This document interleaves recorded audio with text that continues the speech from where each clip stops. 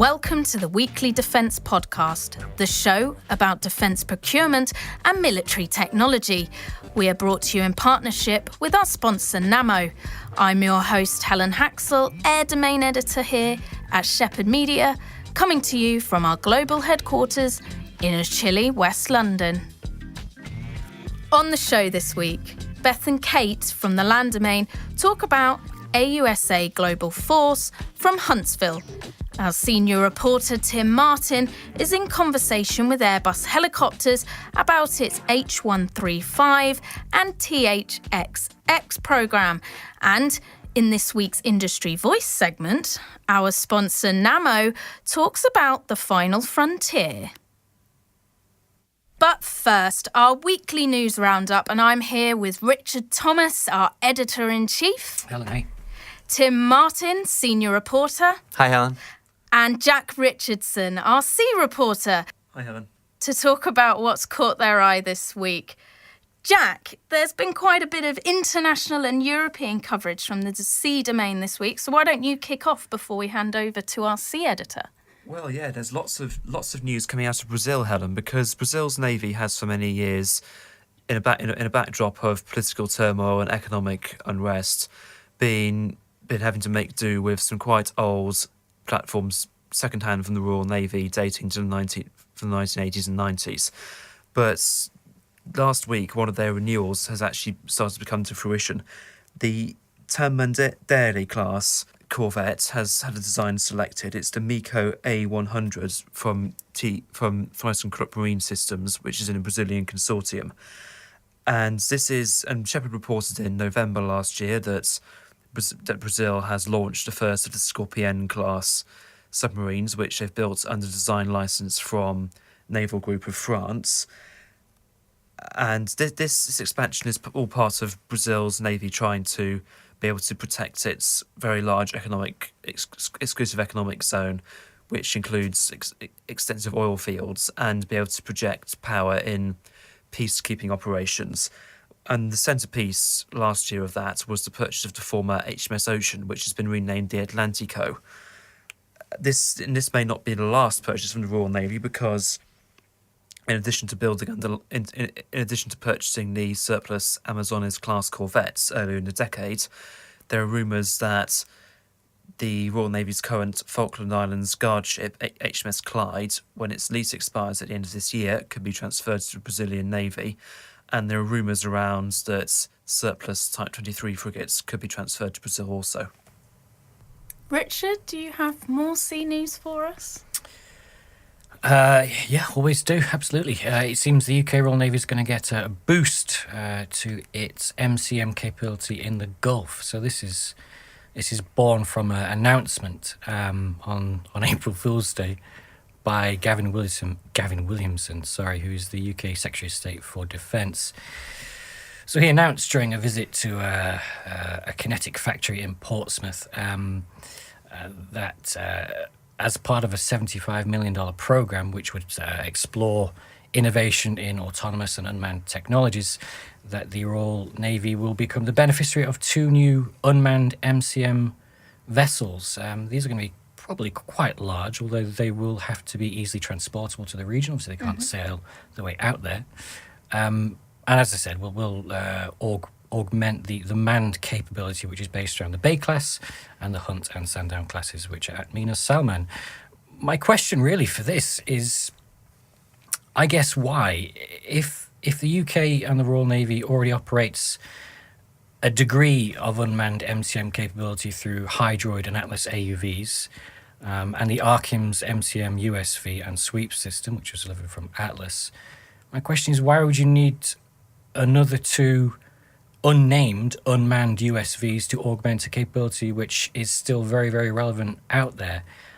For me, it smacks of a way to generate a quick headline ahead of what might be some political manoeuvres and movements over the next week or two.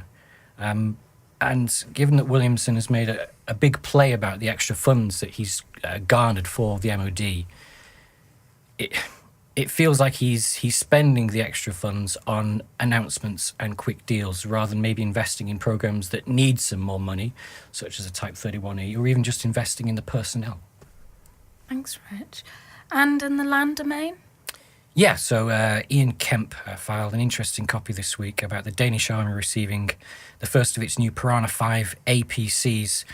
You basically can't move these days when it comes to announcements for 4x4s and 6x6s and the like. So yeah, this is obviously a capability for manoeuvre and armoured manoeuvre that the Danish Army has been progressing for quite some time. I think 2015 the order was actually first placed. So this is an ongoing program. The first platform has been delivered and shown off, and they will be delivered over the next several years. To all things air.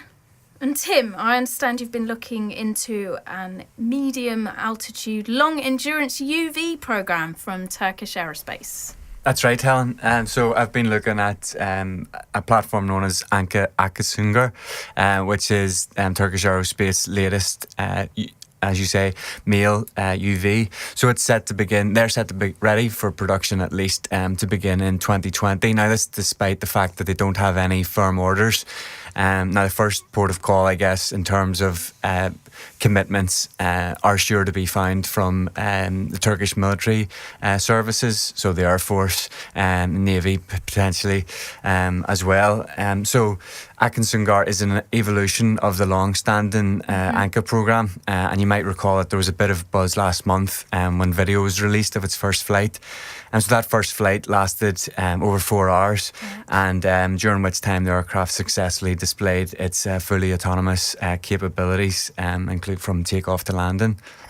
So how does this new version, Tim, compare with the current in-service models? Yeah, it's an interesting question. So there are some similarities with the existing ANCA S, which the Turkish Air Force now have 10 of, and in the respect of that they both have ISR capabilities, but the newer aircraft has a wider mission set, and that's courtesy of signal intelligence and maritime patrol suitability. In terms of performance, the aircraft can carry out missions with a 750 kilogram payload for 12 hours at roughly 25,000 feet, and for 24 hours at 40,000 feet, and that is of course with less payload. So is there at this word any stage on plans to arm it, weaponise it, or...? Yeah, so I put that to Turkish Aerospace, but they said at this point they're not able to disclose any of that information. Standard. Of course, yes. But I mean, just as a point of comparison, though, ANCAs have been integrated previously with munitions from the Turkish manufacturer Roketsan. So that includes laser-guided smart micro-munitions, MAM-L, and the Surat-guided missile. From unmanned to military logistics, the US Air Force has suspended KC-46A tanker deliveries again, writes one of our DC reporters, Mark Sellinger. For the second time this year, the US Air Force has temporarily stopped accepting new KC-46A Pegasus tankers after finding foreign object debris in the Boeing-built airplanes. Now, in a statement on the 2nd of April, a US Air Force spokesperson said that it had inspected, identified additional FOD and areas where Boeing had not met the quality standards. Now, the two parties are meeting and looking to move forward in the approval of additional corrective action plans. And do we know what the source of the problem was, Helen? Well, Tim, not that I've seen any direct specifics, but USAF Secretary Heather Wilson, who testified on the 2nd of April before the House Appropriations Committee's Defence Panel, did share that, and I quote, "The most recent issue was we opened up some closed compartments, like the compartments inside wings, to see if those had been inspected and wiped down.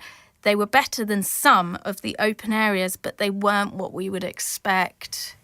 Yeah, and it's been a difficult couple of weeks for Boeing. Helen, what have they had to say for themselves? Well, naturally, the company is committed to fixing these FOD problems and delivering clean tankers to the Air Force. Now, their spokesman did say we've made the improvements to date and we can do better. We're currently conducting additional company and customer inspections of the jets and have implemented preventative action plans. They continue to say that they've also incorporated additional training, more rigorous clean-as-you-go practices, and FOD awareness days across the company to stress the importance and urgency of this issue. They also added that the latest news is based on findings from spot inspections of sealed areas that were required as part of the original corrective action plan. Now, this latest suspension, which the Air Force approved on the 23rd of March, comes less than 2 weeks after deliveries resumed following this first suspension. The first stoppage occurred from the 1st of March to the 11th of March, so I think it's fair to say that the OEM will remain under close scrutiny until perhaps full deliveries are complete. I mean, that's what I would suspect. And can you remind us about the original deal for the tanker? Of course, so the Air Force accepted its first KC-46A in January, and so far it has 7, and there's plans to buy a total of 179 to replace some of its ageing tankers. In other news, I also attended this week the Air Power Association's an audience with Justin Bronk. Now, Justin, if you're not familiar, is a research fellow for air power and technology at the defence and security think tank RUSI. Bronk brought to the table a detailed look at the disruptors in the air power domain, and one of the considerations that he put forward is the potential future role of unmanned combat aerial vehicles, also known as UCAVs, and a healthy discussion took place on what type of warfare is next if these types of platforms do come to the battle space forefront in an active manner. Now, he also raised some interesting points on the role of UCAVs. For example, if you want a rapid and large air force, these systems could remove one of the obstacles, which could be said to be the pilot training pipeline.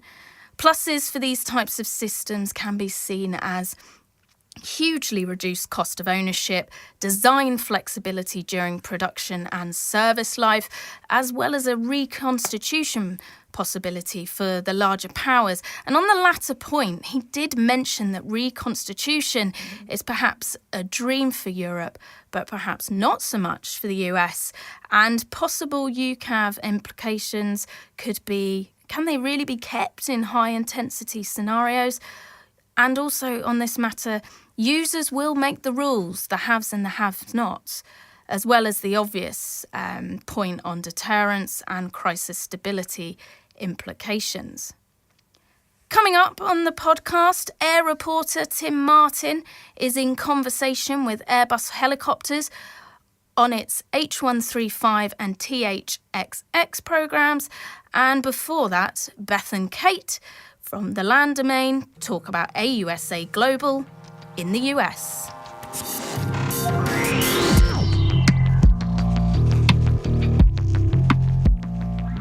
Here at Shephard Media, the months of April and May are traditionally an extremely busy time for the news team, where we cover trade shows, exhibitions and air shows all over the globe.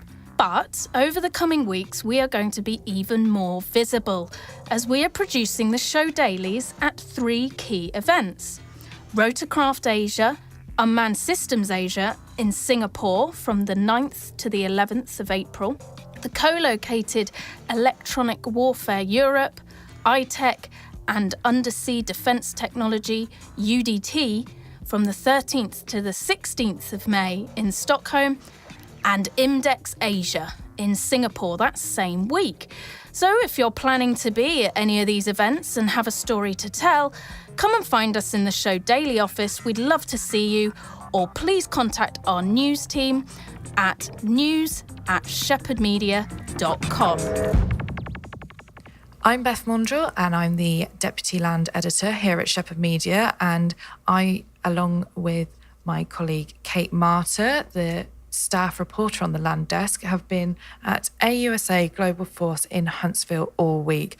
And the show's come to a close, and we've just taken 5 minutes back at our hotel to take a look at some of the key themes and news from the week. So Kate's going to give us a bit of a rundown in a bit about some of her findings, but I thought I'd start off with the key themes from the US Army. Now, of course, they continue to focus on the 6 modernisation priorities. Now, these are long-range precision fires, future vertical lift, Army network, air and missile defence, soldier lethality, and, of course, that next-gen combat vehicle programme. Now, all of this was in the wider context of building a multi-domain ready force. And that force should be ready in 2035, according to the Army. Now, one of the biggest programs on the ground that the Army wanted to focus on was the optionally manned fighting vehicle. And the Army said that this continues to be the number one priority for next-gen combat vehicle. Moving forward, the Army said that it will soon release the RFP as it looks to move on with that programme. However, from findings and discussions with industry, it was noted that the requirements set for that optionally manned fighting vehicle were quite aggressive, and it's not necessarily certain whether it will be possible to meet the Army's need for a balance of lethality, survivability, and mobility all in one vehicle. So it'll be interesting to see how that goes forward. Now, up in the air, future vertical lift. The Army is also the aviation core of the Army is also keen to move forward with this. We've seen 2 technology demonstrators fly under the joint multi-role technology demonstrator phase, and this JMR phase is set to come to a close this September, so the end of FY19. However, it seems likely that the Army is going to look to extend this period, despite it saying that it also wants to get into the competition phase of this programme. So I think this all comes down to funding, but they've said they've learned a lot from that JMR phase. So if they want to continue learning from those 2 technology demonstrators, it might be a good way to do so by extending that phase. But the Army said that it will issue an RFI shortly on that future vertical lift capability set 3. And of course, again, this is on the backdrop of the first flight of the Sikorsky Boeing SB-1 Defiant, which happened in mid-March. And obviously the V-280 Valor has been flying for quite some time. So keen to get that one going. In terms of the show floor, though, there weren't a lot of new vehicles because these programs are ongoing.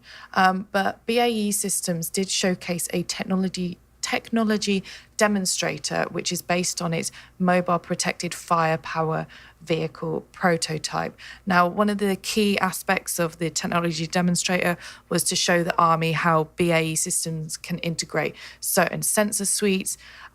They had the Iron Fist active protection system on the vehicle, as well as the Raven soft kill jamming technology, both of which have seen a lot of interest from the US Army recently. And what they wanted to do was show how these 2 systems could be used together. They also integrated a 360-degree situational awareness suite to showcase that product that is a BAE Systems product. But on the show floor, as I said, there weren't a huge amount of new vehicles, but you were able to find some new platforms, Kate. So what were the key things that you took away from the event? Hi there, Beth. Yeah, so one of the new platforms that I did actually see is not actually a new platform, but it was the first time that it was being displayed in public. So How displayed its bid for the US Department of Defense's Squad Multi-Purpose Equipment Transport Program. So that's also known as the SMET program, and it was being displayed there for the first time. The second phase of the program will finish actually at the end of May 2019. And so I kind of took this presence of this UGV on display for the first time as an indication of the confidence that the company has in the platform being selected for phase 3, where the program could actually become a program of record as well. And that means like the army would actually take that on and then maybe put in a contract award for that platform. In addition to that, I guess going back to this integration that you were talking about, Beth, integration also seems to be playing a bit of a theme as well on other platforms.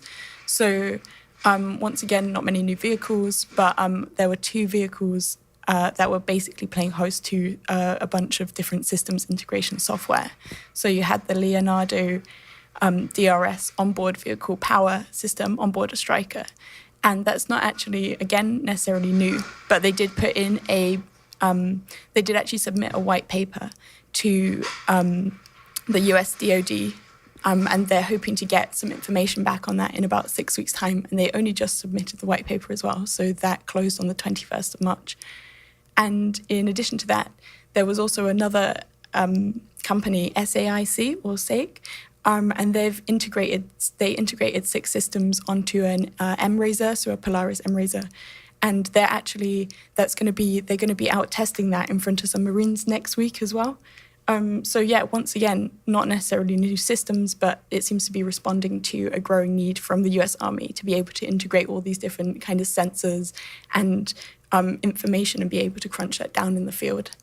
Okay, so yeah, thanks, Beth. Thanks for that, Kate. And yeah, I'd agree. There's definitely, it's not new products and new systems at the moment that is the key aim of industry.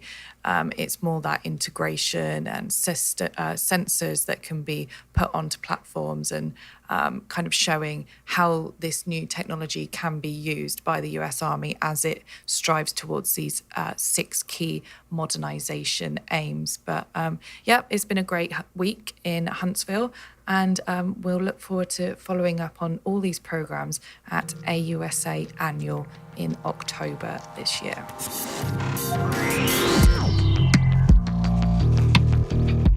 I'm here with Pete Rawlins, the account director here at Shephard Media.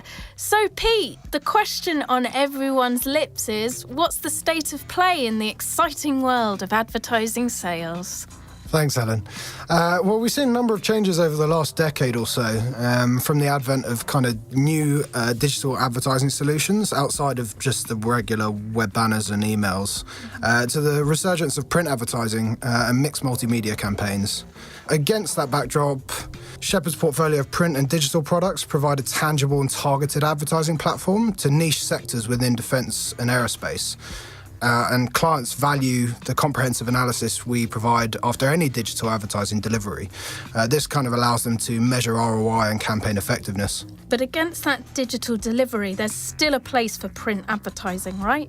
Yeah, that's right. Our established print products are also a highlight on many client calendars, especially with extensive event distribution at major events across our range of magazines and annual industry guides, which are well recognised and sought after.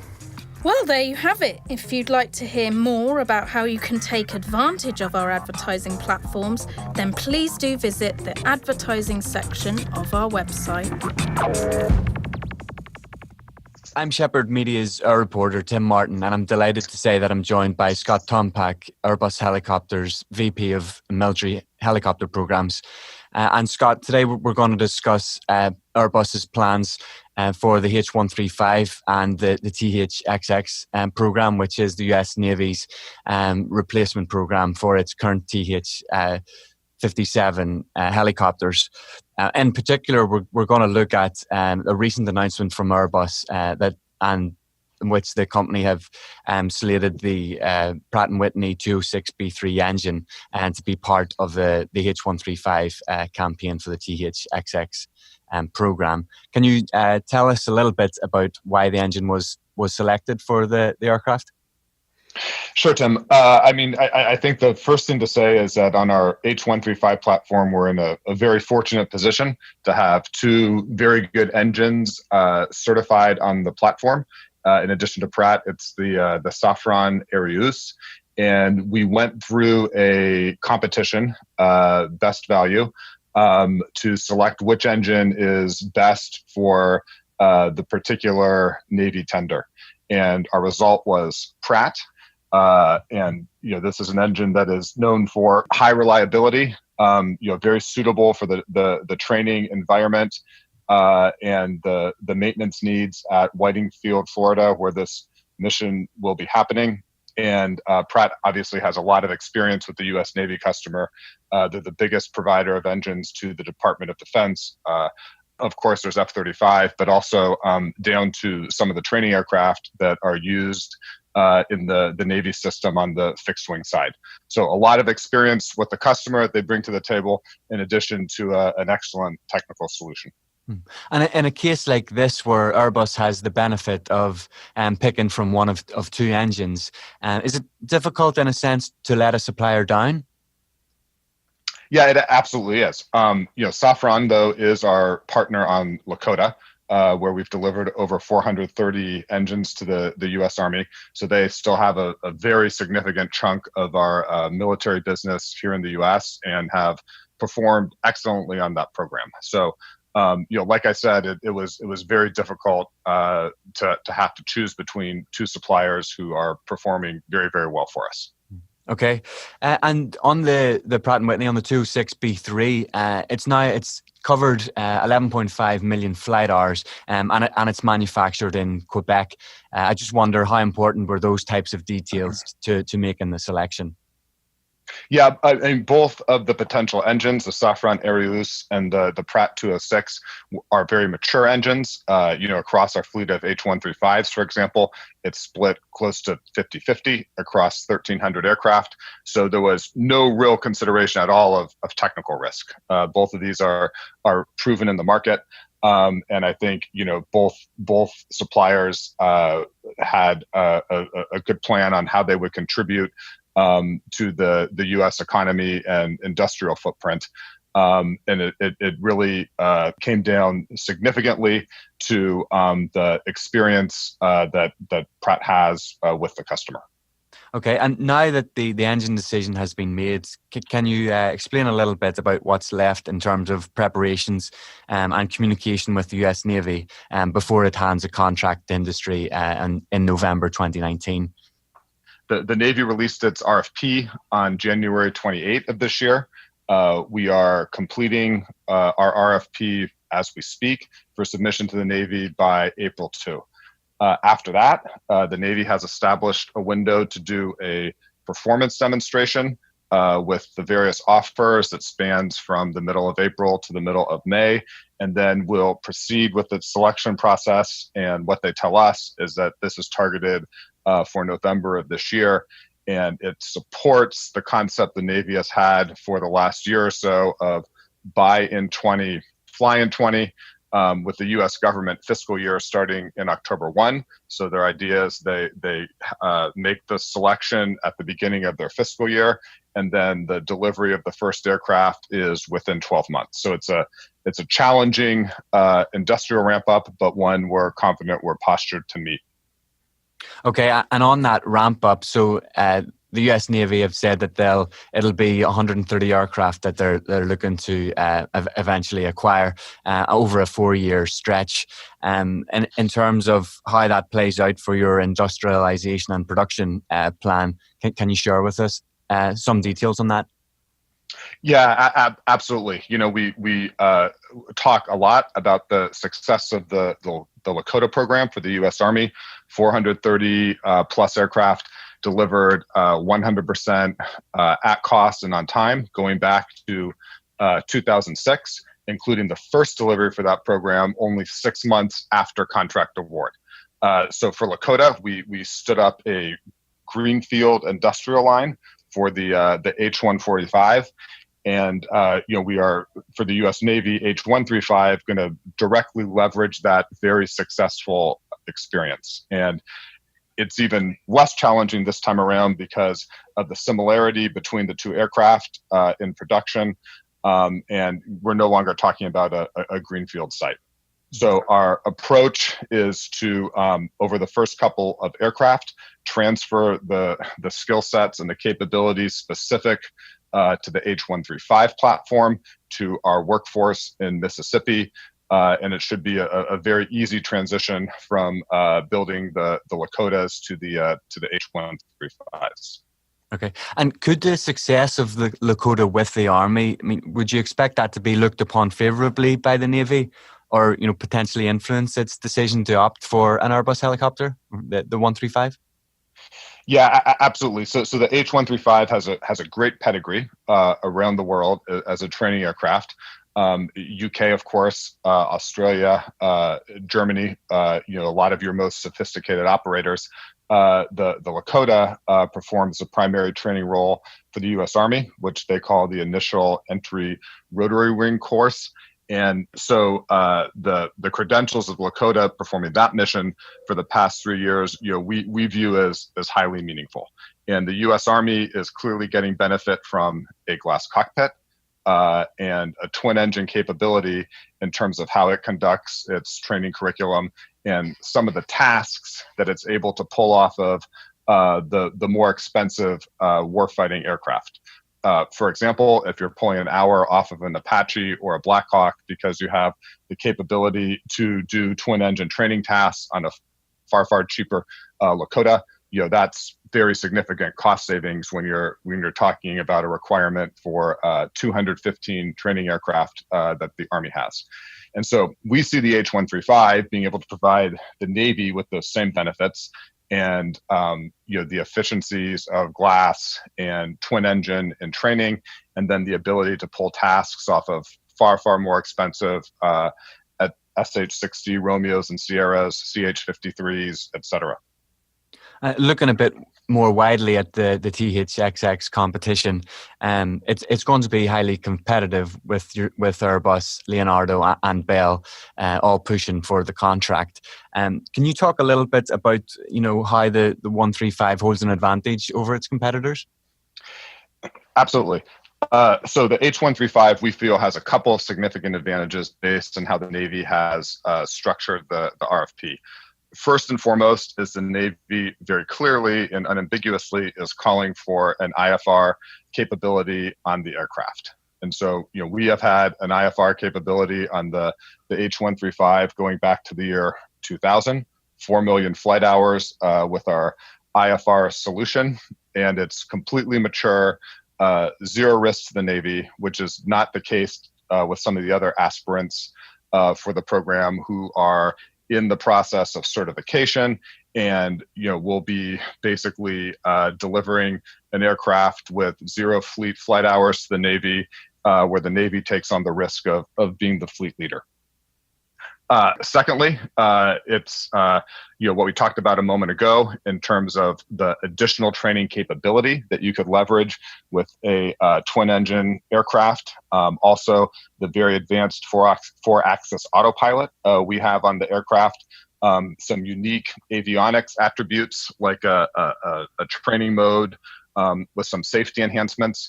So we really feel that, with the Navy calling this a best value competition, their RFP weighs technical higher than price, that, we have a very strong offering here with what we bring to the table on the H-135 in terms of capabilities that are not necessarily there on single engine aircraft.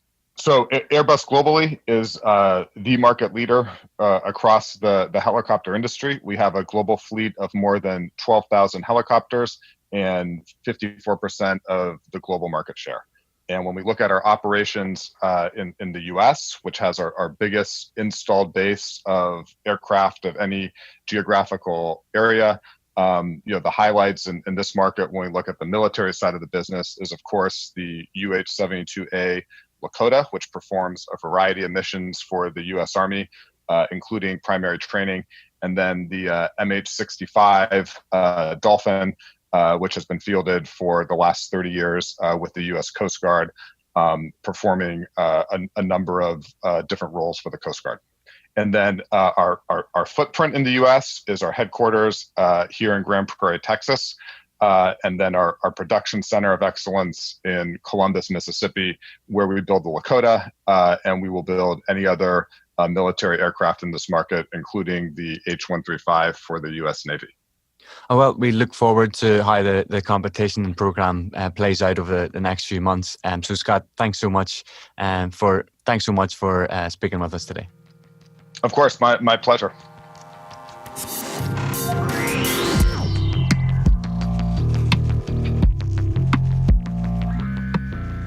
So welcome to this week's Industry Voice, which is the part of the show that is brought to you in partnership with our sponsor, Namo. I'm Tony Skinner, VP of Content here at Shephard Media, and I'm joined once again by Andre Lons, who's the SVP of Communications at Namo. Hi, Tony. So I guess on the agenda this week is space technology and the space market, and the backdrop of that was, the detail that came out of the US's FY 2020 budget, where a lot of emphasis was placed on space funding, and then obviously the emergence of the US Space Force headquarters being formally stood up and formally funded. But I know you were keen to sort of discuss this area in the context of the European space industry and, how we're seeing a generational change on that side. Yeah, indeed. As many will know, there is a very clear divide between US and European space industry and the whole establishment. A lot of that comes down to how the US has decided to treat space from an export control perspective. But in Europe, we're seeing that not so much as a space force, but we're seeing that there is the launch market and technologies that dominated the 90s and early 2000s are coming up towards a bit of a generational shift with the Ariane 5 coming up towards the end of its manufacturing run. And at that point, they're looking at Ariane 6, they're looking at what they're going to do post that. And I think it's going to be very interesting to see how European space industry then shapes up. Because even though European and US markets are very different in terms of the companies and technologies, customer side is more of a global thing from a European perspective. So your US state or government customers are required to buy from US providers in terms of launch services and everything. That rule doesn't apply in Europe. So they will go where it's cheapest. And I think there's some European larger launch service providers that are waking up and realizing that a lot of their customers are going out to SpaceX, Blue Origin, others in the US that can offer services at far lower price. And what they're left with then is overall a shrinking market in terms of funds to put into launch services in Europe. And that is happening at the same time as they have to develop a new generation of launchers. So we're fascinated by looking at how the whole setup is going to change. Mm-hmm. I mean, there's obviously a lot to unpick there. On the US side, the Pentagon by itself is such a huge customer, and then you've obviously got the commercial market as well that can help sustain a lot of this technology. I mean, taking it from a European perspective, the emergence of these commercial players into the market, is that forecast to have a big impact in terms of the European players trying to compete at that level? I think so, yeah. Of course, commercial players still have that limitations as any other player, that you still need a launch pad, you still need the ground facilities and the ground infrastructure to support it. But I think what they'll have to realize is that they're all now competing for the same kind of contracts and the same amount of work, and hence the Europeans have to adjust accordingly. They have to accept that they can't live off institutional contracts alone in Europe. They have to fight for the commercial market. And in Europe, industry hasn't gone through that transition. You don't have the SpaceX, you don't have Blue Origin, you don't have those companies. So the supply chain is built for something very different. So it's going to be very interesting to see how they manage to make that transition. Of course, there are still new developments happening. Just this week, we announced that we signed a contract with the European Space Agency and Italian company Avia for a control system for the next generation of the Vega launcher. So there are developments happening. There are some new projects coming along, but these are still in many ways continuations of what used to be. It's curious to see how this is going to affect overall structure of the European space industry in the years going forward. I mean, in terms of the European market, do you think things are hampered by the fact that there's no European-based sort of launch site? I mean, you can go to Kazakhstan, you can, if you contract, through the Ariana program, you can go through French Guiana. Yeah. I mean, I've been out to French Guiana, and it's quite a trip to get out there. Yeah. As kind of entertaining it is once you're on site. But if you're a smaller company wanting to get a small satellite into orbit, what are your options really?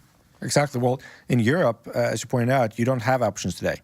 So there are a lot of projects coming that would allow for at least polar orbit launches from Northern Europe.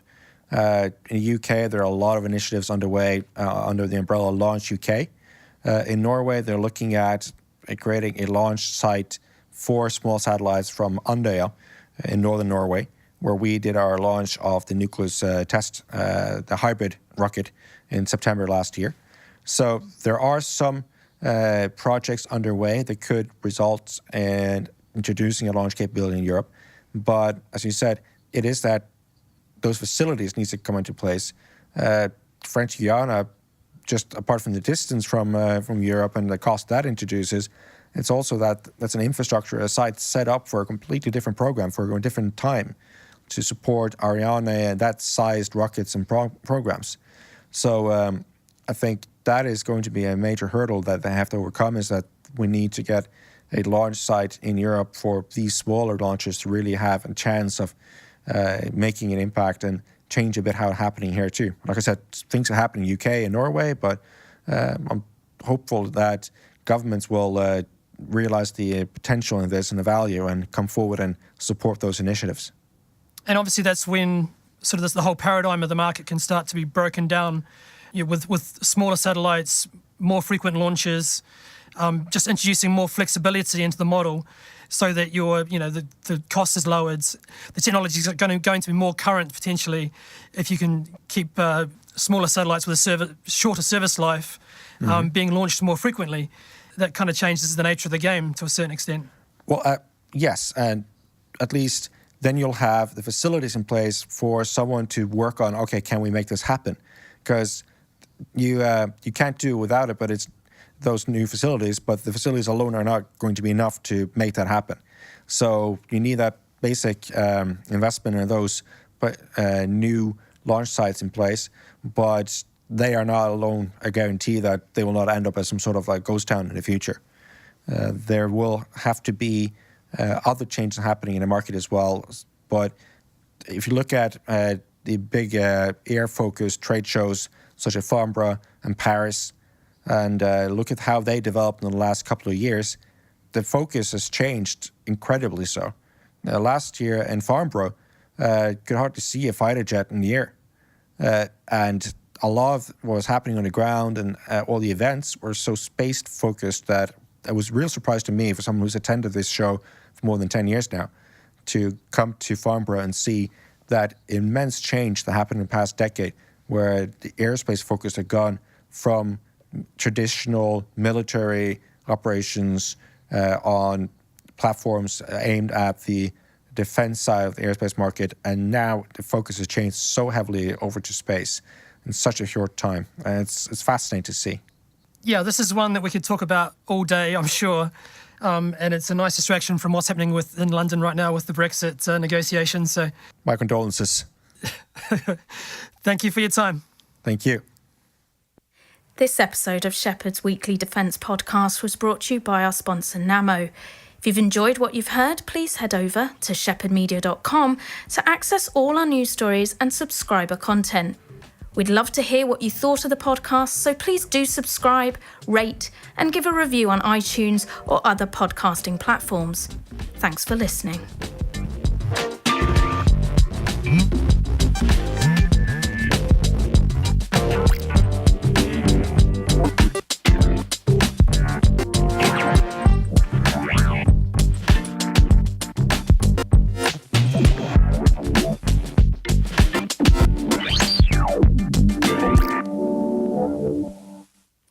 Welcome to the Weekly Defence Podcast.